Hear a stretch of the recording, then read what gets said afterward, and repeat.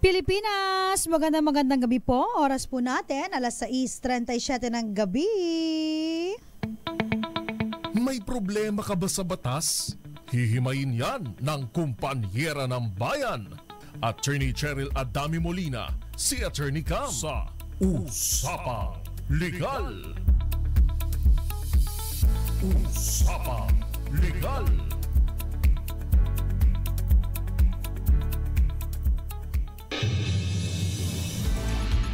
Magandang gabi po, Luzon, Visayas, and Mindanao. Welcome po sa ating programa. Yours truly, nandito na po ako po si Attorney Cam para sa DZRH, no? Pag-uusapan natin may kinalaman po sa nalalapit na 2025 elections. Lapit na, ilang tumbling na lang, ilang tulog na lang. Ikaw ba, ready ka nang bumoto? O ready ka nang ibenta ang iyong boto? Hay nako, sabi nila, vote wisely. Asan ba yung si wisely na yan nang maiboto na? Pero bago yan, ayan, gusto ko munang i-congratulate ang DZRH sa lahat po ng mga nominees ng DZRH sa UP Gandingan Awards 2025! Yay! Ang DZRH po ay nominee bilang Most Development-Oriented AM Station. Yay! Ayan. At nandun din po ang ating Most Development-Oriented Radio Drama. Pasok din po as nominee ang DZRH. May Pangako ang Bukas. Pasok din po sa Most Development-Oriented Radio Plug. Yung plug po namin regarding sa El Nino, ito yung DZRH El Nino. Nominee rin po ang nag-iisang Lakay Deo Macalma bilang Best AM Radio Program Host. At syempre, nominee po bilang Best News Anchor si Mr. Katunying Anthony Taberna. Pasok naman po sa kategorya bilang Best Field Reporters. Ayan si Edniel Parosa at Val Gonzalez. Nominee rin po sa UP Gandingan Awards 2025. Most Development-Oriented Educational Program, syempre, hosted by Miss Lisa Macuja Elizalde, Art to Art. At para sa Gandingan ng Agham at Teknolohiya, pasok as nominee Angelo Palmones, Radyo Henyo. Congratulations po! Yan, sa lahat po ng nominees po for UP Gandingan Awards 2025, isa pong karangalan ang ikaw ay maging nominee po, no, dito po sa prestihiyosong award-winning category ng award ng Gandingan Awards 2025. Again, congratulations DZRH! Yay! Alright, balik po tayo sa ating topic. Siyempre naisingit ko lang dapat pinagmamalaki natin yan. Ibig sabihin lang yan na ito po ang patunay na siyempre ang DZRH ay mayroong mga talentadong mga, of course, news anchor and reporters na handang magbigay serbisyo publiko, ganun din po ng mga programa. At syempre ang aming himpilan po ay laging nandito 24/7 para maglingkod sa inyo. So maraming salamat po, no. Isang karangalan ang maging nominee po diyan po sa may UP Gandingan 2025. Anyway, eto na, balik tayo sa ating mga dapat tandaan kapag tayo po ay boboto. Syempre,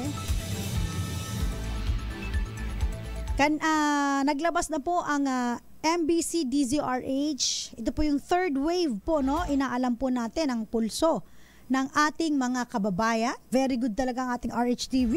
Ang balis, ang bilis, At eto po, no, nafa-flash po ngayon. Pag gusto nyo pong makita, search nyo lang po DZRH News tsaka DZRH News Television. Naka-Facebook Live po kami. Makikita nyo po doon, no, yung isinagawang third wave ng MBC DZRH. Buong bansa po ito, no? 5,000 participants mula Luzon, Visayas, Mindanao. Mga kababayan natin sa Love Radio Palawan, magandang gabi sa inyo. Kasama yung mga staff natin dyan at sa iba't iba pang mga radio stations at na nagsagawa po no face-to-face po ito at tinanong kung sino nga ba ang napupulsuhan nila na iboboto nila sa darating na 2025 election. At ito nga lumabas no bilang top 1 Christopher Bongo, no? At top 2 and 3, no, naglalaban na si Senator Ronald Bato de la Rosa and si Erwin Tulfo. At first time din nakapasok, no, ni Miss Senator Amy Marcos, Madam Amy Marcos, no? Ito ba ay may kinalaman dahil doon sa may plus 2 na sinasabi? Anyway, at pati si future ba itong senator na ito?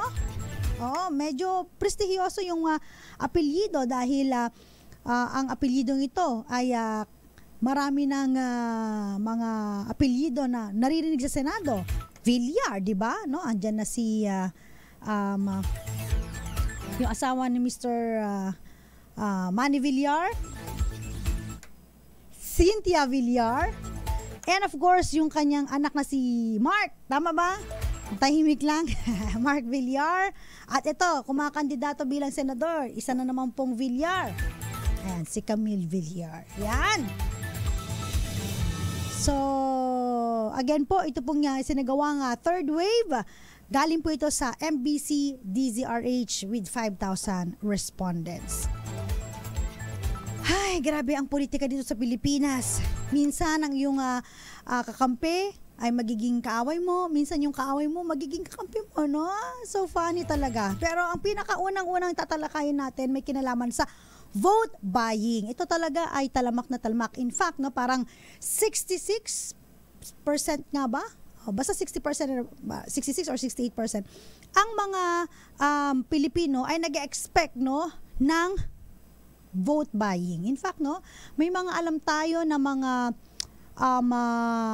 lugar kung saan, no, mahina yung mga 5,000, 3,000 per vote, ano? At grabe, no, iba na ngayon dahil mabilis po ang ating teknolohiya. Maniwala kayo, yung mga makaka-receive ng pera para sa vote buying, meron ng ATM. Grabe, ganun na po, no, kalala ang vote buying dito sa Pilipinas. Dati cash to cash basis lang, ngayon meron ng mga online payment, no? Kasi meron na naman tayong mga online payment platforms like GCash, PayMaya at iba pa, no? Ito nga may namimigay again. Dito ba yun sa Manila? Tapos Manila yata yun. Ayoko mag-reveal ng source. Pero meron silang mga ATM na makaka-receive sila. I don't know kung naka-receive na ba sila or before the election date. So, again, vote buying rampant na sa Pilipinas. Tama ba na ipagbili ang inyong boto? May mga ibang mga campaign or politicians na nagsasabi, sige, tanggapin nyo lang yung mga ibibigay sa inyo dahil yan naman po ay pera ng taong bayan. Aray ko, taxes buwis. Aray, ang sakit galing sa mga pera ng taong bayan. Tanggapin nyo lang ng tanggapin pero wag nyo iboto. Ang problema, di ba, may mga nauuso doon. Before, ang kalakaran, pag binigyan ka ng cash, yung mga kalaban bibigyan ng cash tapos lalagyan ng indelible ink para hindi na makaboto. So, sorry na lang, no? Kaya, grabe, no? Iba't ibang mga creative na pag-iisip ng mga politiko regarding sa vote buying. Again, ang vote buying, pag sinabi po natin vote buying, hindi na lang siya limit sa mga cash to cash, no? Again, meron na po mga online payments, digital payments, kung saan natatransfer. Again, ito pong vote buying ay isang serious election offense. May mga nagtatanong naman at may nagsasabi, oy, grabe naman kayo, kaming mga botante. Okay, meron kaming vote buying. Bakit? Yung nagsasagawa ba ng eleksyon, wala ba silang natatanggap? May mga ganon. No? Grabe mga patotsada. Pero tandaan po ninyo again, no, minamandato po ng ating batas na bawal ang vote buying. Kapag kayo po ay binigyan, inoferan, o kaya nangako, no, nabibigyan ng pera, o kaya or anything na may value in exchange for a vote, o sige, basta iboto mo sa ganito. Meron kang hindi man pera pero grocery items, mga ganon, no? O kaya naman, no, parang pinangakuan ka ng, o sige, pag nanalo ako, bibigyan ka ng trabaho, basta iboto mo ko. O kaya naman yung mga franchise, ayan, no, para makagain, no, ng electoral support, so bawal din po yan. O kaya naman po, no, sila po ay gagastos para maka-influence doon sa mga voters. At ano yung ibibigay nila? Again, yung mga ATM na may lamang pera, ayan, at kung ano-ano pa. So, alam naman natin, no, ang vote buying nandyan pa. Pero hanggang kailan kaya magsasawa, no, yung mga mamamayang Pilipino na ipagbili, no, ang kanilang boto? Ayan, yan ang pinaka-importanteng katanungan. Vote selling naman po, no? Siyempre kung may vote buying, vote selling, yung tipong naman ito, mga nagsusulisit na grupo, no? Na kung saan sasabihin, ito grupo namin, marami kami. Pero, bigyan nyo muna kami ng pondo. Di ba? O itong grupo namin, meron kaming milyong tagasunod. Boboto namin kayo, pero dapat meron kaming pondo galing sa inyo. So, vote selling, no? Kung grupo o kaya isang tao o kaya organization, no, nagsusulisit po sila, humihingi ng pera kapalit ng pagboto, at sinasabi nila, no, na meron marami silang grupo at sila ang magboboto ng mga itong taong ito. Ayoko na magsabi kung sino, basta yun po ang definition ng vote selling. Kung meron po kayong na-witness na ganyan, again po, pwede ka pong magsabi, no, sa PNP, Philippine National Police. Andyan din po, of course, ang NAMFREL, very active, National Citizens Movement for Free, ayan elections. Andito rin po ang ang DZRH, no? Baka gusto nyo, sige, pwede po kayong magsabi sa amin, no? Pero mas better po, no, PNP, merong mga hotline po dyan sa COMELEC. Kung sino po ba o kaya may na-witness po kayo na nagbebenta ng boto o kaya bumibili ng boto. Mamaya pag-uusapan natin ano ba na yung mga do's and don'ts na nire-remind po ng COMELEC para sa ating mga tumatakbong kandidato. Ayan, ganun din po sa mga botante. At syempre, mamaya, no, pag-uusapan din natin yung mga kaso na may kinalaman po dito po sa darating na eleksyon, no? Ano po yung mga learnings na dapat malaman po natin when it comes to 2025 election. Shout out po muna ako, no, sa mga nakatutok sa atin ngayon. Magandang gabi po, of course, sa mga nanonood sa atin sa DZRH News. Ayan. Hello po, Kina. Siyempre, Nanay Jovita. Oy, birthday ng nanay ko. Happy birthday, Mama Jovita. And of course, belated happy birthday kay Papa William Adami. Hindi nyo po alam, kami mga magkakapatid at saka yung nanay-tatay ko, mga pinanganak ng April. So, April 1 yung ate ko, April 10 si Attorney Cam, April 15 yung tatay ko, April 21 yung nanay ko naman. O, diba? Happy April month birthday. Okay. Shout out Joselito Claro, Abay Padilla, magandang gabi, Jericho Ferrer, ayan. And of course, Grace Recta, Jerry Sumagaysay, good evening din po. Si Echo, ayan.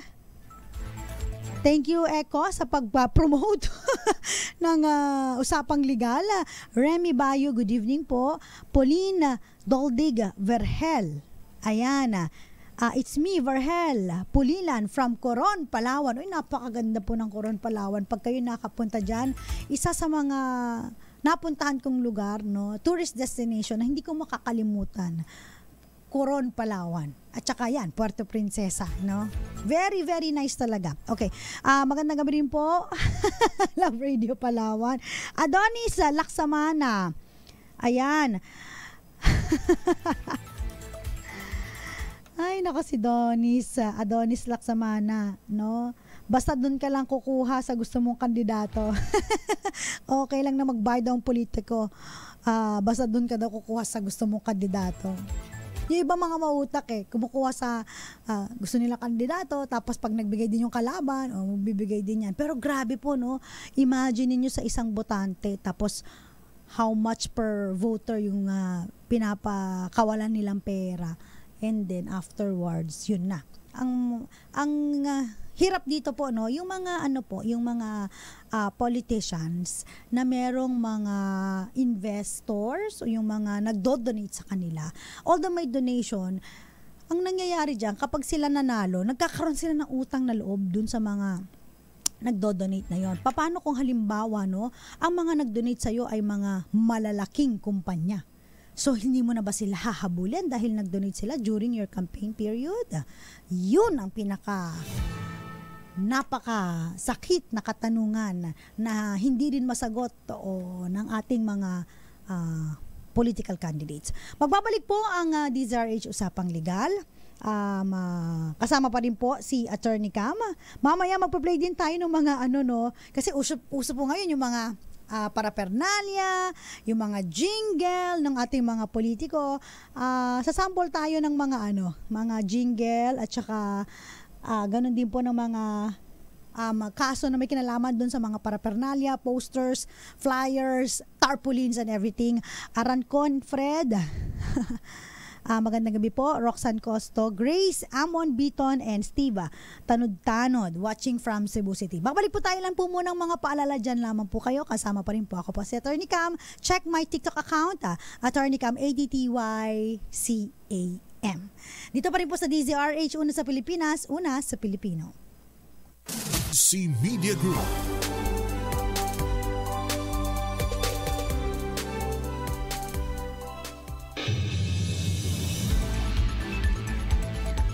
DZRH, kasama pa rin po si Attorney Cam. May kinalaman pa rin po, no, sa nalalapit na eleksyon ang ating topic ngayong gabi na ito, no, para po sa kaalaman po ng ating mga political candidates and of course sa mga kababayan natin, no, na boboto ngayong 2025. Kamusta po? Kayo po ba na-deactivate na? Baka naman po deactivated kayo no? Hindi kayo makakaboto.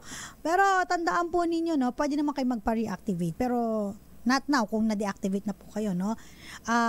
Importante po, no, na alam nyo, minsan pag vote buying, hinahanapan ng mga voters ID, no. Kakalungkot. At saka may mga ibang lugar, no, kapag botante ka, marami kang mga perks, no, marami kang benefits. Pero pag hindi ka botante, so, excluded ka, no? Tama ba yun? No? Kapag hindi botante, na-exclude natin. Paano kung meron lang dahilan kung bakit hindi siya nakapag-register? Paano kung bigla siyang knock on wood, namatay, no? Hindi na ba siya mabibigyan ng burial service dahil hindi siya botante? Applicable ang burial service ay yung mga constituents na may voters ID o kaya yung mga bumoto lang sa'yo pag nanalo ka, ganun ba yun? So may mga ganun nakakalungkot na pag ganitong mga benefits na dapat applicable sa iyong mga constituents, lagi na lang merong pina-priority, no? Yung mga botante na bumoto sa'yo, excluded yung mga kalaban. So dapat na sana hindi ganun. So you treat your constituents fair, lagi just and fair, tsaka equal. Na binoto ka man niya o hindi, constituents mo pa rin. Malay mo sa next election, ikaw na iboto niya dahil meron ka palang napapakitang maganda, no? So meron pong mga pinapayagan po ang COMELEC when it comes to mga election propaganda. Ito yung mga nakakatawang mga election propaganda. Ang election propaganda po, ibig sabihin po niyan, ano yung mga gagawin mo para makilala ka ng iyong mga botante, no? Syempre, no, kailangan meron kang mga ipapakita ng mga poster and everything para makita nila na tumatakbo pala siya sa ganitong posisyon, no? Minsan palakihan ng muka. Tama ba 'yun? O kaya dun sa mga poster makikita mo, no, parang naaawa, nagmamakaawa, ganun eh. Depende sa mga depende sa mga ano ba yung kanilang agenda para makuha ang iyong attention, no? Kailangan ng creativity. Diyan pumapasok yung mga PR manager, yan, o kaya mga PR related officer nila, kung saan silang nag-iisip ng mga campaigns, no? Minsan nga tinitignan pa nila yung apelyido o kaya yung pangalan, paano i-relate, no? Para gumawa sila ng parang theme o kaya yung tawag dito, yung kanilang yung sinasabi nila kapag binanggit itong pangalan ng politiko na to, merong kasunod na parang anong tawag doon? Nakalimutan ko na. Slogan. Yan, yung kanilang slogan. So ito, no, again, pinapayagan po ng COMELEC yung mga election propaganda. So yung mga pamphlets, okay po yan. Leaflets, kaya pag may nagbibigay sa inyo, ito, iboto nyo, ayan. So pag nakakakita kayo ng mga pamphlets, pinapayagan po yan, mga stickers, no. Basta hindi po lalagpas dun sa minamandate ng COMELEC, no. At yung mga handwritten or printed letters, ngayon wala nang handwritten yung susulat. Ay, meron pa rin yata no? Parang may napanood ako sa isang video kung saan parang wala siyang pang pa-print, no? So, sulat kamay lang using tarpaulin. Pwede rin po yun, walang problema, okay? And then, yung mga t-shirts, no? Minsan may mga vote, ganyan, no? Pinapayagan naman po mga cardboard, posters, o kaya naman po, no, yung mga tarpaulins, ayan, pwede din po, streamers, yan, at saka po yung basta pwede itong ma-display, especially kung halimbawa magkakaroon ng mga sila doon, mga rally, no, yan, o kaya mga meeting the advance, mga ganyan. So mobile units, mapapansin po ninyo ang ingay na sa labas ng kalsada dahil kaliwat kanan na po, no, yung mga umiikot na nagpapakilala na iboto sila sa ganitong posisyon. So pinapayagan naman po sila kasi nga para makilala ng mga botante na ito yung mga kandidato na tatakbo ngayon darating na election. Okay? So yung mga mobile units, yung mga motorcade na tinatawag natin, yung mahaba, no? Grabe, nung mga may upuan pa, yung mga kandidato nakasakay sa mga pick-up o kaya meron parang dinisign talaga para sakyan yung mga political candidates yan. Sila po ay kakaway ng Mr. or Miss Universe na kaway sa kanilang mga motorcades. Pinapayagan din po yan para makilala sila, no? Minsan ang init-init, sabi namin, init-init, talaga, nag-iikot talaga sila, no? Talagang sipag.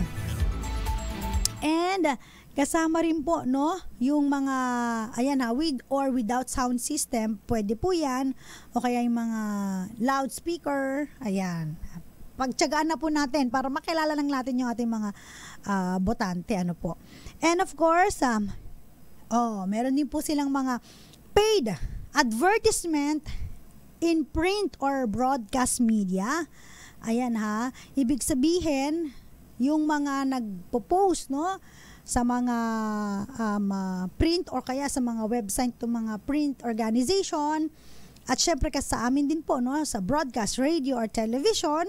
So pwede po silang mag-post, no, ng kanilang mga materials para magpakilala. Ito especially po, no, kapag halimbawa sa mga nationwide candidates, yung mga tumatakbong mga senador o kaya naman yung mga party list, no.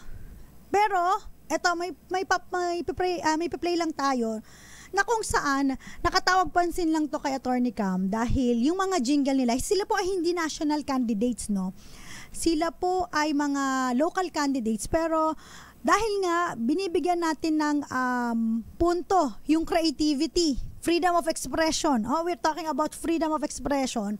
Kung paano ina-express, no, ng mga kandidato ang kanilang mga sarili para po sila ay magpakilala sa mga botante. So ito po yung isang parang nakatawag pansin kay Attorney Cam, no, jingle na nakakatawa, very creative ang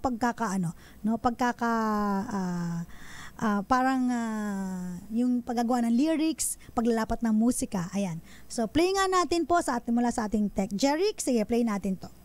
Awa nyo na, pangatlong laban ko na. Subukan nyo naman ako, si Nongnong Bautista. Sige na please naman, sa balota malkahan. Number 3, si Nongnong Bautista ang tandaan. Nongnong Bautista, Nongnong Bautista, Nongnong Bautista, Nongnong Bautista. So tingnan natin.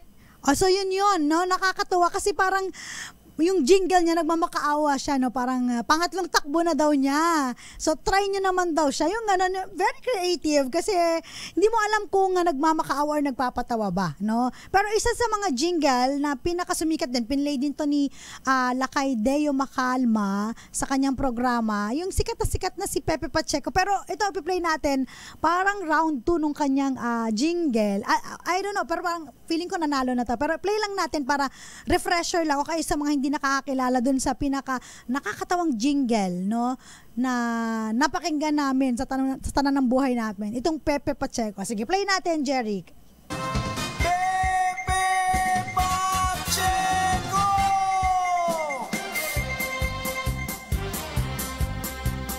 Nandirito muli ang Pepe ng masa, barangay Bukod, kay Pepe sumama na. Kay Pepe Pacheco tayo nang magkaisa, ang Pepe na sa round 2 ay mas uubra. Si Pepe ay handa na sa laban natin, si Pepe kondisyon walang bitin, serbisyong Pepe tikman natin. Pepe na mas mabango, tunay na malinis to. Ayan, napakinggan nyo na, no? So, ito naman yung parang second round ng jingle niya. Kasi yung first round, talagang sumikat nag-viral sa social media, pero hindi siya nanalo. Pero parang this time, no, yung second round niya, nanalo siya. Anyway, so, yan po yung mga very witty na mga jingle ng mga tumatakbo, no? Although dito sa national, national campaigns, no? Tsaka yung mga jingle nila. So, meron ding mga iba na very, din siya, witty. So, they are using, no, yung mga parang songs na very familiar para makarelate yung mga botante sa kanila. So again po, ito yung mga creativity na gano'n. Freedom of expression, no? In-express nila kung paano sila magpakilala sa publiko. Anyway, pinapayagan po again mag-play ng mga jingle, ng mga posters, o kaya yung mga video materials sa mga broadcast stations like TV and radio. In fact, meron na rin po silang yung mga LED, no? Pansinin niyo sa mga LED, meron din makikita, no? Mga billboard. Ayan. At para magpakilala, no, sa ating mga politiko. And ito pa, no, yung social media. Actually, very rampant sa social media, no? Yung mga video ads din na katulad nito. Anyway, pero again po, kailangan sumunod pa rin po sa requirement, no, ng COMELEC. Kapag halimbawa kayo po ay magbabayad o kaya naman po gagamit ng airtime, so meron din silang limit, no? Okay. Punta naman tayo doon po sa mamaya, no? May kinalaman po sa isa pong panukala, no? Not panukala, pero isang resolution ng COMELEC, no? Kung saan nagkakaroon po ng Oplan Baklas, no? Itong Oplan Baklas, pag kayo po ay medyo tagilid, no? O kaya hindi sumunod sa mandato o kaya regulasyon ng COMELEC, so sila po ay nagbabaklas ng mga paraphernalia o kaya yung mga pinapayagan nila, no, na mga election propaganda. So mamaya itatopic natin yan.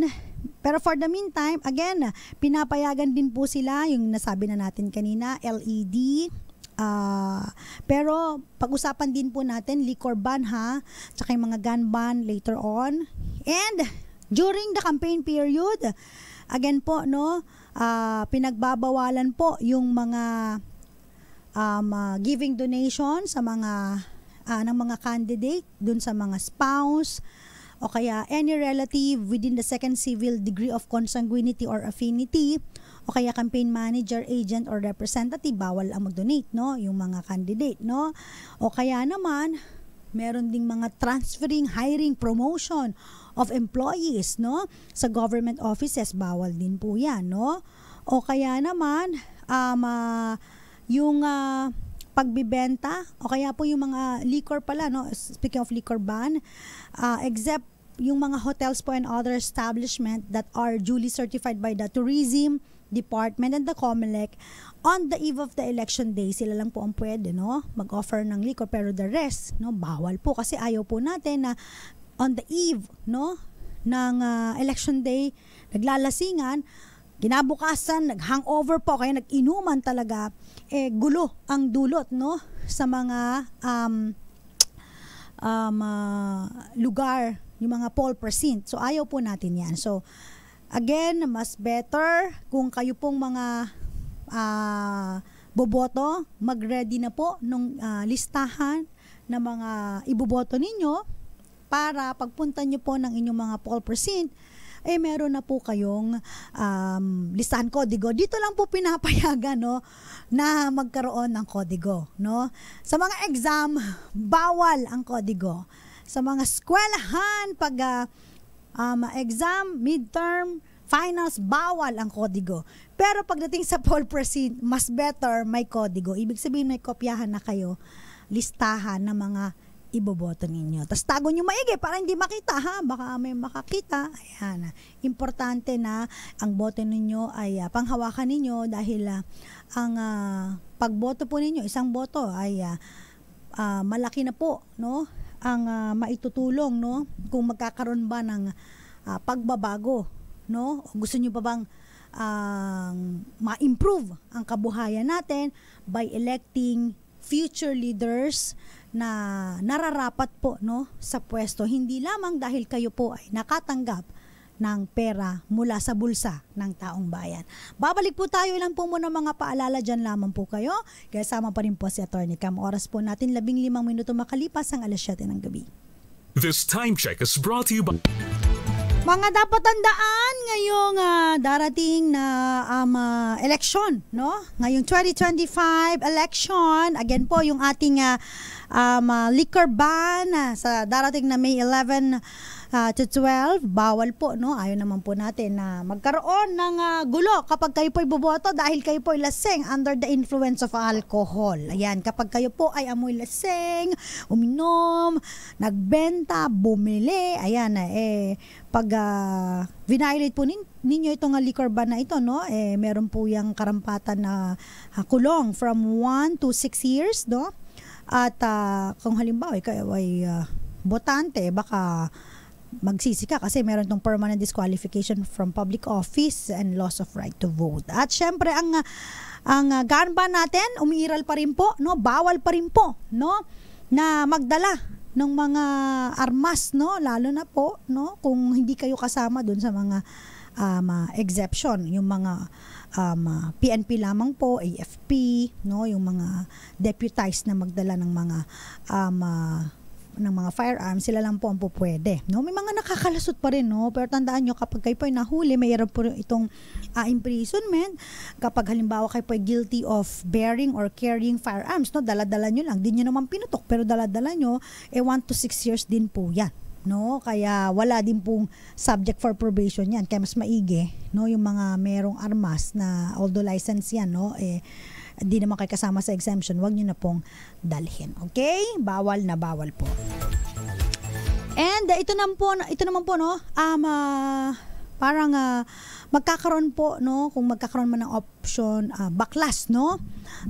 Actually parang nung Feb or March pa nagpapatupad naman ng COMELEC regarding itong option backlash. Ayan, no, pinaalalahanan tayo ni Chairman Garcia na dapat eco-friendly daw yung mga materyales na gagamitin natin, no?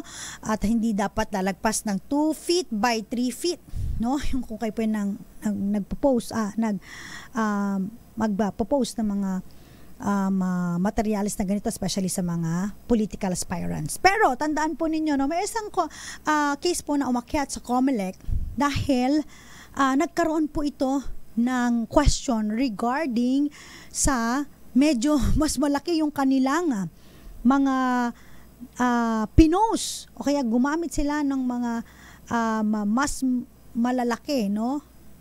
More than 2 feet by 3 feet na mga posters sa kanilang property. Ito po ay nakarating sa Korte Suprema 2023. Itong kaso na ito, no? Yung kaso ng St. Anthony College versus COMELEC, no? It's a very interesting case. Gusto ko lang i-share sa inyo para sa kaalaman po ninyo, no, magkaroon kayo ng idea regarding dun sa resolution ng COMELEC dito po sa kanilang yung may size, no, yung pagbabaklas. Kasi baka mabaklasan po kayo dahil private property. At least you can actually cite this case, no. Ang kwento nito, ito yung legal na marites, machismis lang, you know. Ma-share lang sa inyo. Si St. Anthony College po ang owners po, no, at co-owners ng mga tarpaulins, posters and other materials expressing support sa isang candidate, no. During that time yung kanilang presidential candidate si Miss Robredo, ano. Anyway, masi-search naman po ito maaaring ma-search sa Google no, yung itong kaso na ito, no. Ito po ay may kinalaman sa presidential candidate May 9, 2022, no. Inallege po ng St. Anthony, no, na meron silang ginawa na privately owned materials at ito ay tinanggal, ni-remove, dinestroy, kinonfiscate ng COMELEC dahil dun sa kanilang Oplan backlash. Okay? So, kinonfiscate naman, sabi ng COMELEC, kinonfiscate nila to kasi oversized, no? Yung dun sa tarpaulin, tsaka yung pinapayagan nilang posters, sa mga campaign materials na sabi nila 2 by feet and 3 by feet, no? So, ang nangyari po ngayon, in fact, no, dun sa kanilang parang resolution, if I'm not mistaken, dapat daw yung mga poster na naka-frame not exceeding 2 feet by 3 feet, no? Okay. Lumagpas sila, so binaklas. Ang contention naman po ng St. Anthony, napakaganda ng contention nila, no? Na-raise to sa Supreme Court by pure question of law. Sabi nila, bakit mo pinipigilan ang aming constitutional right, which is yung freedom of expression. Napakagaling na abogado na nag-handle ng kaso na ito, no? Kasi naipasok niya yung provision ng Constitution. And we all know that Constitution is the highest law of the land, no? Pag violate mo yan, wala. Hindi pa pwede. Walang pwede mag-violate dyan, no? So, ang sabi nila, number 1, freedom of expression, na-express nila yung kanilang suporta, no, sa kanilang kandidato. So, ano naman kung mas malaki? Basta freedom of expression nila yon. Second is that meron pa, no, na-deprive sila ng kanilang right of property, no? Kasi nakapost, no, nakadikit sa kanilang pag-aari, no, yung kanilang ari-arian. Nung tinanggal mo, ari-arian din nila, right of property, diniprive mo yung kanilang right of property. So, napakaganda nung case na ito. Dahil dito, sinabi ng korte, no, ang ganda ng ruling ng Supreme Court dito kasi kinatigan ng Korte Suprema yung St. Anthony, no? Nanalo sila dito sa kaso na to, no? Ang sabi ng korte, pinoprotektahan lagi ng Korte Suprema ang political speech, no, as one of the most important expression, no? At sa mga TikTok account ko parang na comment ko din to, no, kung paano pinoprotektahan lagi ng Korte Suprema under our democratic country yung freedom of speech, mo and expression. Ito yung mga core civil liberties na must be protected at all costs for the sake of democracy. Yan. Tapos sinabi pa nila, while the court acknowledge the zeal and dedication of the COMELEC, in fairness sa COMELEC, no, itong COMELEC, talagang sila ay gumagawa ng mga resolution para maging pantay lahat, no? Pantay-pantay ang lahat ng mga political candidates, no? Kumbaga, ito lang dapat pare-pareho kayo ng size. O, di ba? Pero sabi ng Korte Suprema, although na-acknowledge nga nila ang dedikasyon ng COMELEC to fulfill its duties and mandate to ensure free and fair election, the best intention, yung kanilang napakagandang intensyon na magkaroon ng fair election, free and fair election, cannot justify impermissible infringement on constitutional rights. So, hindi pa rin papayagan na baliwalain mo ang Bill of Rights, yung freedom of expression, nung mga tao na gusto lamang i-express ang kanilang political speech by, yun nga, pagpo-post ng mga malalaking poster, no? So, yun ang sinabi ng korte, no? Napakaganda nung case na ito. Ibig sabihin, kung ikaw ay merong sinusuportahang kandidato, hindi pinapayagan, no, ng korte na baklasin yung mga ikaw mismo ang nag-produce, ikaw mismo ang nag-provide, tapos ikaw mismo ang nag-post sa yung private property, hindi dapat ito pakialaman at baklasin basta-basta. Kasi ito ay exercise mo ng iyong freedom of speech, yung political speech mo na pinapangalagaan under our constitutional rights sa Article 3 Bill of Rights, freedom of expression. Okay? So, napakagandang kaso nito. So, pag kayo nag-post ng inyong mga kandidato, kayo gumastos, post mo sa bahay ninyo, kahit lagpas yan ng 2 by 3 feet, hindi din dapat baklasin ng COMELEC. Okay, maraming salamat po sa mga tumutok. Every Mondays, Wednesday, and Fridays po. Attorney Campo, dito po sa DZRH, huwag niyo pong kakalimutan. Tuesday, Thursday naman po si Attorney Rina Seco ang inyong mapapakinggan. So magsama-sama po muli tayo sa Wednesday and sa Friday, same time, 6:30 to 7:30. Susunod na po si Cheska ba ngayon? Tama, si Cheska Diego San Diego Bobadilla para sa Usaping Kalusugan. Tignan niyo naman ang mga programa namin after Usapang Legal, Usapang Kalusugan, puro public service. Siyempre, huwag niyo kakalimutan, Operation Tulong. Maraming salamat. Nakasama po ninyo. Again, ako po si Attorney Cam. Search niyo po ako. Again, meron akong TikTok account, ATTYCAM. Pag medyo nakaka-LL si Attorney Cam Luwag-Luwag, sumasagot po tayo dyan. Together with me, our tech, thank you so much, Jeric Barreto. Kami po ang inyong nakasama dito po sa DZRH. Una sa Pilipinas, una sa Pilipino. Good evening!